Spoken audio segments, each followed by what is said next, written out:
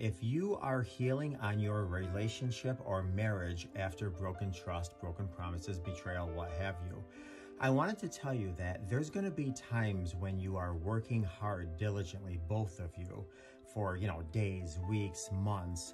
And what happens is that at one point where you're going to think, geez, I think we're making a lot of progress and things are going and flowing, all of a sudden the person who was hurt or betrayed will lose it. They'll just lose it and say, this is why you don't change, and you're a this and that, and get out, and I can't trust you, and I never can, and this was you, and this is the real you, and you're not a decent person. And you're like, whoa, what in the world happened?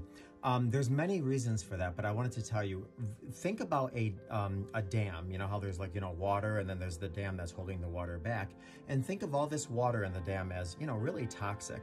And then on the other side, there's no water. There's a machine that cleans the water. Well, what happens after this machine cleans out all the water that was on this side, aka D-Day, and it was overwhelmed and you spent a lot of time cleaning it? If you do decide you want to heal, you want to move forward, you want to reconcile, what happens is little by little that the dam lifts up and lets a little bit more water in, which is, dirty and toxic. And so then that machine has to work again. And then days go by and weeks go by and, trust is building and reassurance and safety. Then all of a sudden the dam gets raised a little bit and water goes out and, the person loses it because now they're, the machine has to clean out water again. So the bad news is there's going to be quite a few times where you're like, where is this coming from? I thought we were good. The good news is, however, is that the water that's on this side of the dam, the level is decreasing every time the dam lifts. So there will be a time, if you stay consistent, if you stay, consistent with reassurance and honest and transparent, what happens is that eventually this water level just goes down. And when that dam gets opened, there's no water that's going to get to the machine, and the machine's just going to never have to clean out soiled water, dirty water, toxic water. Now, what is that dam? That dam is the amygdala.